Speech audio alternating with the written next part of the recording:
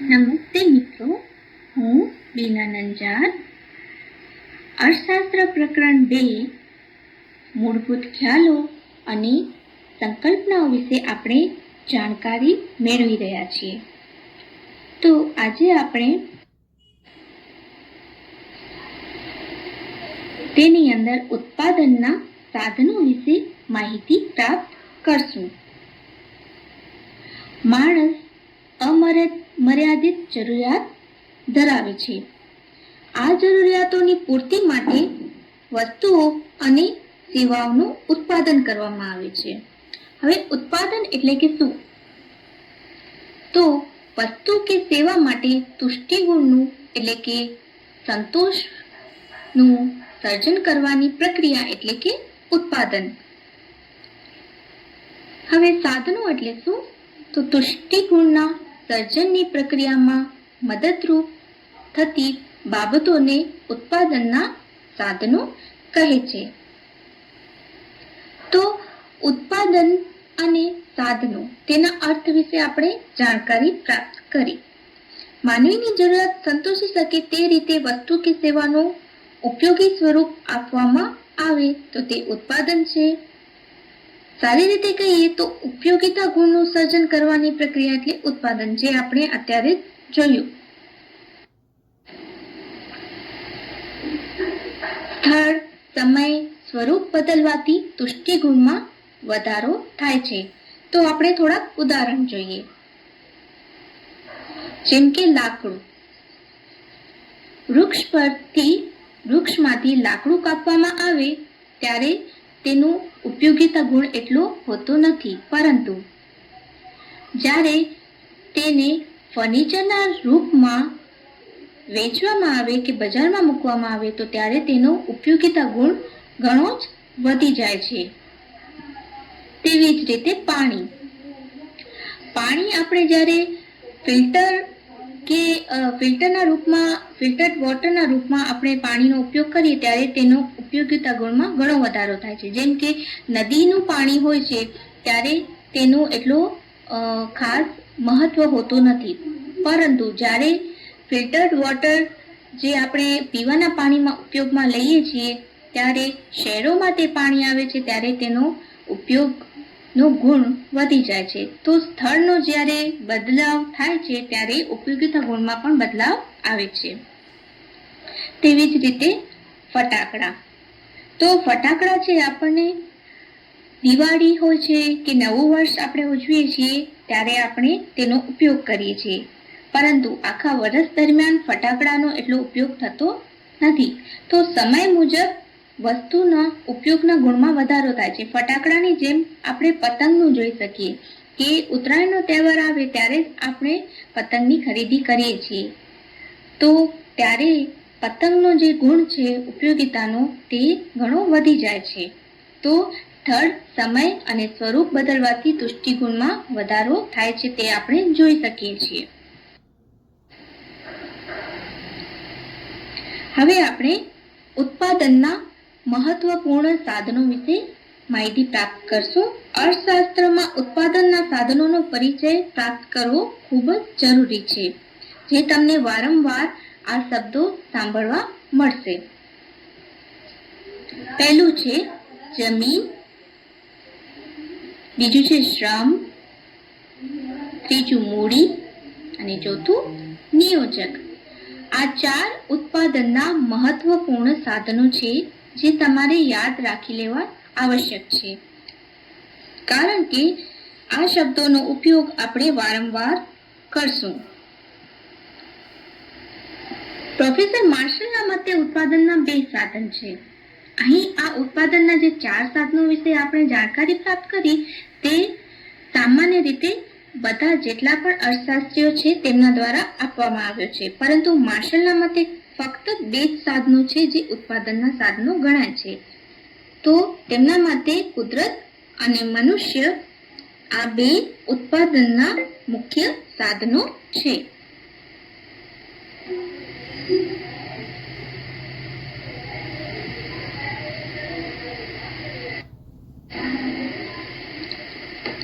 હવે આપણે આ 4 સાધનોનો એક પછી એક પરિચય મેળવશું. તો સૌ પ્રથમ છે જમીન અથવા ભૂમિ.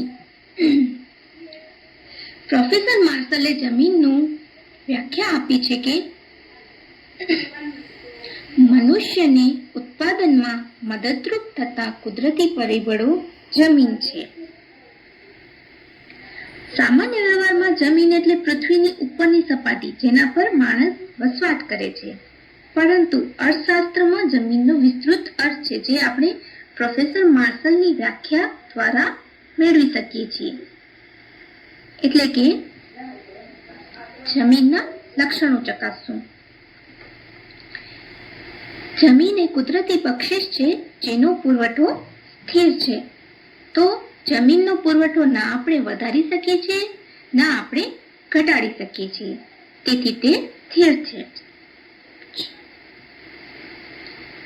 તે ગતિશીલ નથી, તેની ફળદ્રુપતા જુદી જુદી હોય છે. જમીનનું વળતર ભાડું છે. જમીન ગતિશીલ નથી, તે સ્થિર છે તથા તેની ફળદ્રુપતા જુદી જુદી, એટલે કે રણ છે કે વર્ષાવનો છે, પહાડ છે, નદી કિનારા છે, દરિયા કિનારા છે. તે રીતે જમીનના પ્રકાર અલગ અલગ પડે છે અને તેની ફળદ્રુપતા જુદી જુદી જોવા મળે છે. જમીનનું વળતર ભાડું છે. તો કેવી રીતે? આપણે કોઈ જમીન છે તે ખરીદીએ છીએ અને તેના બદલામાં આપણે કિંમત સ્વરૂપે તેની ચૂકવણી કરીએ છીએ. જ્યારે કોઈ જમીન અન્યને ઉપયોગમાં આપવા માટે આપણે તેને આપીએ છીએ તો તેના પાસેથી આપણે ભાડું વસૂલ કરીએ છીએ. તો જમીનનું વળતર આપણને કિંમત સ્વરૂપે પ્રાપ્ત થાય છે, તે ભાડું છે.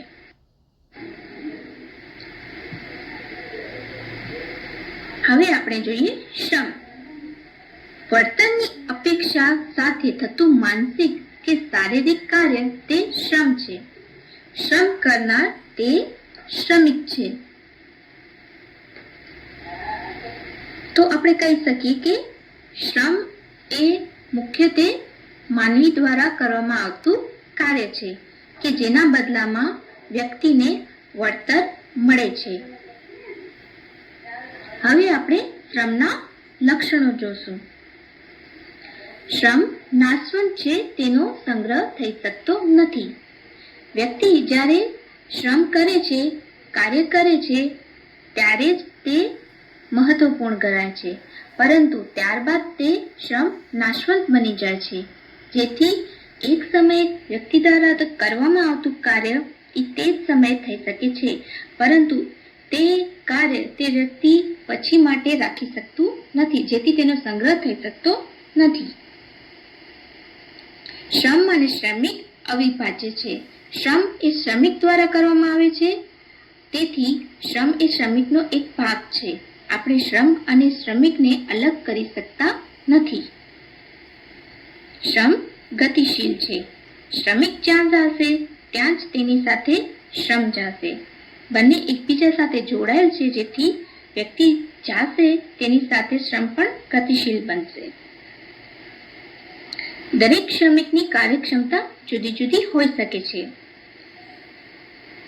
વ્યક્તિ છે તેમના શારીરિક બાંધા અનુસાર તે કેટલું શ્રમ કરી શકે છે તેનો આધાર રહેલો છે. ઘણા વ્યક્તિ છે તેમની કાર્યક્ષમતા છે એ 12 કલાક શ્રમ કરવાની હોય છે, જ્યારે અમુક વ્યક્તિ હોય છે તેમની કાર્યક્રમ કરવાની ક્ષમતા ફક્ત 4 કલાક હોય છે. જેથી વ્યક્તિ અનુસાર શ્રમિકની કાર્યક્ષમતા બદલાય છે. શ્રમના પુરવઠાનો આધાર વસ્તી છે.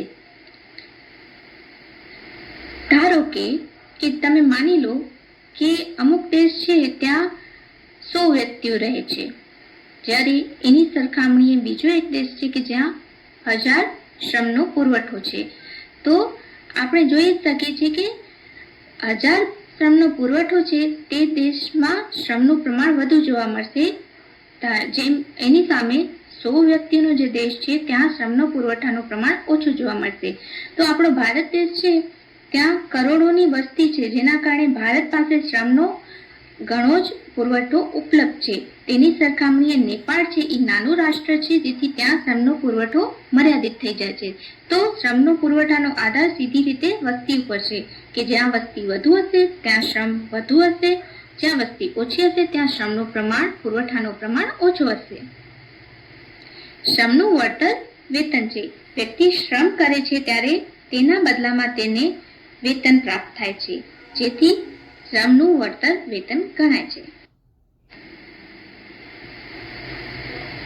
હવે મૂડી વિશે જાણીએ.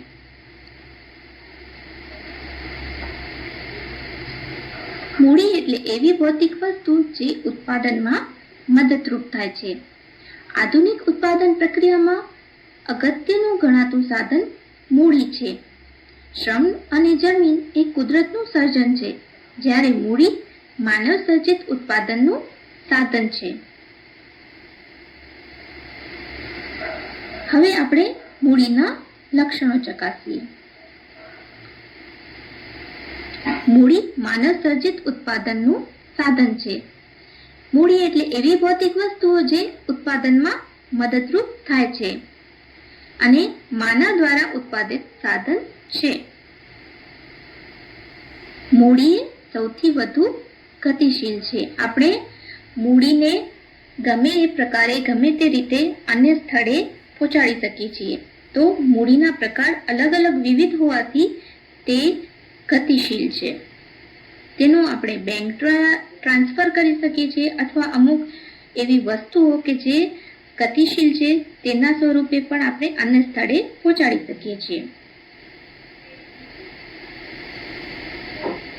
મૂડી અછત ધરાવતું સાધન છે. મૂડી એ ચોક્કસ પ્રમાણમાં ઉપલબ્ધ હોય છે, જેથી મૂડી અછત ધરાવતા સાધનમાં સમાવેશ પામે છે.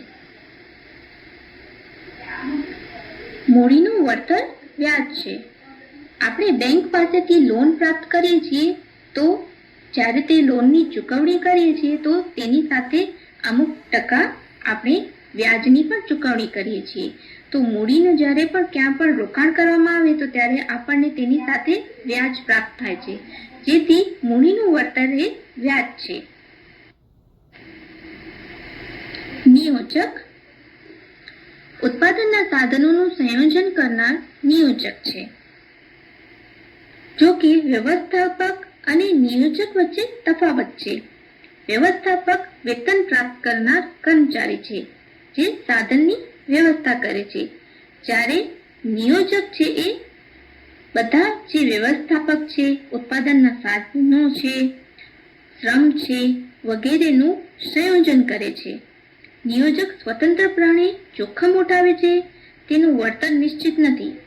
જમીન, મૂડી, શ્રમના સંયોજન દ્વારા ઉત્પાદન પ્રક્રિયા યોજીને તે આવક મેળવવાનો પ્રયત્ન કરે છે.